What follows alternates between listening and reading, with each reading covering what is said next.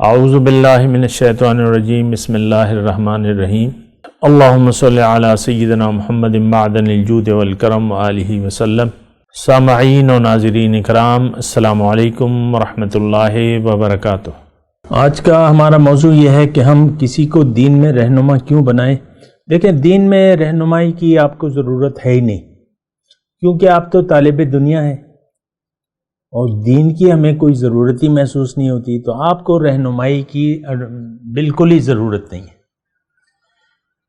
پہلی بات تو یہ ہے، اگر آپ اسی صورتحال میں کہ آپ نے نہ اپنے آپ کو پہچانا ہے نہ اپنی منزل کو پہچانا ہے، جو اپنا مقصد تخلیق ہے اس کو آپ پورا بھی نہیں کرنا چاہتے، تو آپ کسی کی رہنمائی کی آپ کو ضرورت نہیں ہے دین کے لیے، کیونکہ آپ کی منزل تو وہ نہیں ہے جو اللہ تعالیٰ چاہتا ہے۔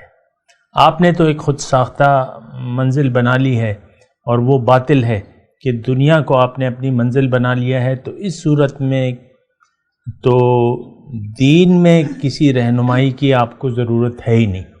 اگر بنا لیں گے اس کا مطلب یہ ہوگا کہ وہ کام چونکہ کسی ارادے اور نیت کے بغیر ہوگا، لہٰذا اس کا کوئی فائدہ بھی آپ کو نہیں ہوگا۔ پیر صاحب پہ آپ پیسے لوٹاتے جائیں گے اور آپ کو کچھ ملے گا نہیں۔ بعض اوقات تو یہی ہوتا ہے نا کہ پیر صاحب آپ کے دل کی بجائے آپ کی جیب پہ نظر رکھتے ہیں کہ بھئی نذرانہ نہیں لائے تم۔ آج کل تو یہی رہ گیا نا، ایک دکانداری سی ہو گئی ہے۔ تو دیکھیں، ایک بات تو جو پہلی بات ہے وہ یہ ہے کہ ہمیں دین میں کسی رہنما کی ضرورت ہے نہیں، کیونکہ ہم دنیا دار لوگ ہیں، ہم دنیا والے ہیں، ہم طالب دنیا ہیں، اور دین کو تو ہم چاہتے نہیں ہیں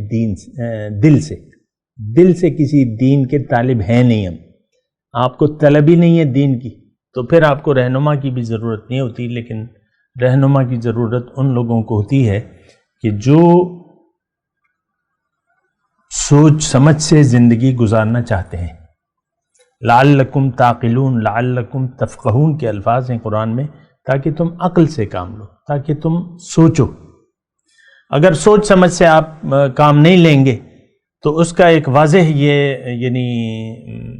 اگر آپ بنا سوچے سمجھے زندگی گزار رہے ہیں تو آپ کو میں یہ ایک علامت اس کی بتا دیتا ہوں کہ اول تو آپ کو کسی رہنما کی ضرورت ہی نہیں ہوگی۔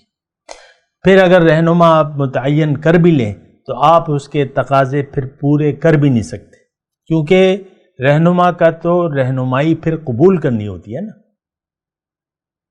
استاد کلاس میں بتا رہے ہیں اور آپ کا خیال کسی اور طرف ہے تو آپ کو تو سبق سمجھ میں نہیں آئے گا۔ تو سبق تو انما تنذر من اتبع الذکر وخشی الرحمن بالغیب، اللہ تعالیٰ فرماتا ہے کہ آپ تو صرف اس شخص کو خبردار کر سکتے ہیں، تنذر ڈرا سکتے ہیں، خبردار کر سکتے ہیں جو نصیحت کی پیروی کرے اور رحمان سے بن دیکھے ڈرے۔ اب رحمان سے بن دیکھے ڈرنا یہ تو ہمارا شیوہ ہی نہیں ہے، قومی شیوہ ہی نہیں۔ اللہ کے وجود کا تو ہمیں احساس ہی نہیں ہے۔ آپ اپنی ساری زندگی دیکھ لیں، اپنے اخلاق کو دیکھ لیں، اپنی باتوں کو دیکھ لیں، آپ کی کسی بات سے یہ نہیں لگتا کہ آپ کو اللہ تعالیٰ کا احساس ہے کہ اللہ تعالیٰ مجھے دیکھ رہا ہے اور میری باتوں کو سن رہا ہے، میرے اعمال کو دیکھ رہا ہے۔ کسی بھی ہمارے جو اخلاقی قومی اخلاق ہیں اس میں ہمیں یہ پتہ نہیں چلتا۔ آپ دیکھ لیں، آپ کے جو بڑے بڑے لیڈر ہیں سر عام جلسوں میں دوسروں کو گالیاں دیتے ہیں، ان کی حد تک کرتے ہیں، بے عزتی کرتے ہیں۔ کسی انسان کی تو بے عزتی ایسے جائز نہیں ہے، آپ اپنا موقف پیش کریں۔ لیکن یہ جو لیڈر ہیں یہ کون ہیں؟ یہ دراصل ہم ہیں۔ اعمالکم عمالکم، تمہارے اعمال ہی تمہارے حکمران ہیں۔ تو بہرحال میں رہنما کی بات کر رہا تھا کہ ہم کسی کو دین میں رہنما کیوں بنائیں۔ دیکھیں، اس کی ضرورت اس وقت پیش آتی ہے جب آپ اپنے آپ کو پہچان چکے کہ میں کون ہوں۔ عام طور پہ تو ہم اپنے آپ کو نہ پہچانتے ہیں نہ پہچاننا چاہتے ہیں۔ عام طور پہ آپ دیکھ لیں، ہم ظاہر میں مست ہیں، اپنے ظاہر میں کھو گئے ہیں۔ گھر میں آپ دیکھیں ایک ماحول ایسا ہوتا ہے بہو ہوتی ہے، ساس ہوتی ہے، بس ساس ہر وقت نظر رکھتی ہے بہو کے کردار پہ، یا یہ تو ایسی ہے یا ویسی ہے. پھر بہو بھی بس دیکھتی رہتی ہے کہ لوگ میرے ساتھ کیا سلوک کر رہے ہیں. بس اسی میں یہ معاملہ، پھر جیٹھانیاں ہیں اور دیورانیاں ہیں، اور یہ معاملہ گھر میں اسی طرح، مطلب ساری توجہ، آپ کا گھر کا ماحول آپ کی ساری توجہ کھینچ لیتا ہے. اور پھر وہی پھر پریشانیوں کو یعنی پلتی رہتی ہیں، وہی جڑیں مضبوط ہوتی رہتی ہیں، اور پھر وہ جو بھی ہوتا ہے. لیکن میں دوسری بات کر رہا ہوں، میں یہ کہہ رہا ہوں کہ اگر آپ نے اپنے آپ کو نہیں پہچاننا ہے تو آپ کو رہنمائی کی ضرورت ہی محسوس نہیں ہوگی، نمبر ایک بات. اور اگر اس صورتحال میں کسی کو آپ رہنما کا نام بھی دیں تو اس کے تقاضے آپ پورے کرنے سے قاصر ہوں گے. وہ ایسے ہی ایک عمل یعنی وقت کا ضیاع ہوگا. ایسے حالات میں کسی کو اپنا رہنما چن لینا، بنا لینا، یہ وقت کو ضائع کرنے کے مترادف ہے. بھئی آپ ایک کام کرنا ہی نہیں چاہتے. مرشد کا کام تو یہ ہوتا ہے کہ وہ اللہ تعالیٰ کے جو طالب ہیں ان کی رہنمائی کرے اللہ کے راستے میں. آپ کی منزل اللہ ہی نہیں ہے تو پھر مرشد کا کام تو یہی ہے بس. تو آپ وہ کام کرنے ہی نہیں چاہتے جو کہ مرشد کا کام ہے، تو پھر تو آپ کی رہنمائی بس وہ ایک تعلق، ایک لا حاصل تعلق ہوگا. پیر صاحب آئیں گے، سلام کریں گے، بس آپ کچھ ادھر ادھر چائے پانی پی کے بس آپ فارغ ہو جائیں گے، ختم ہو گئی بات.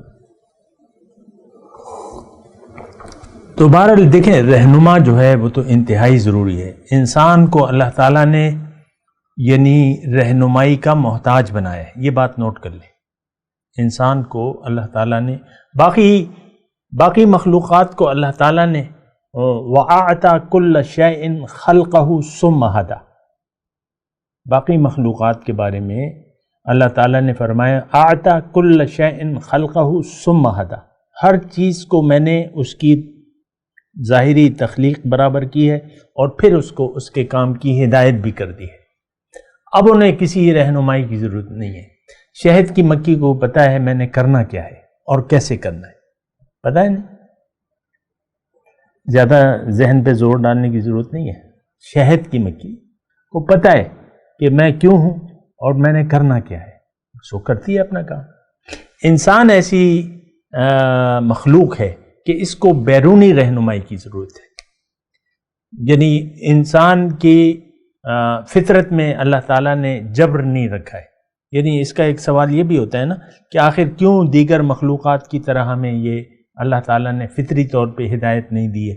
دیکھیں، ہدایت فطری طور پہ تو موجود ہے، لیکن اس کی رہنمائی آپ اس کو آپ کی گائیڈنس کون کرے گا؟ تو پھر چونکہ آپ خود مختار اللہ تعالیٰ نے آپ کو پیدا کرنا تھا، پھر اللہ تعالیٰ نے ذمہ لے لیا کہ بھئی میں تمہیں بتاؤں گا، رہنمائی میں تمہیں دوں گا. ان علینا للہدی، ہدایت میری ذمہ داری ہے.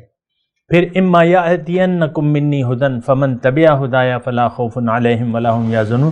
اللہ تعالیٰ نے فرمایا کہ دیکھو تم جا تو رہے ہو دنیا میں، لیکن تم نے اپنی مرضی سے زندگی نہیں گزارنی، تم نے میری مرضی سے زندگی گزارنی ہے. اور جب تمہارے پاس میری ہدایت آئیں اور تم اگر ان ہدایات کا تم نے اتباع کیا، یعنی ان ہدایات کے مطابق زندگی گزاری، تو تم کامیاب ہو جاؤ گے.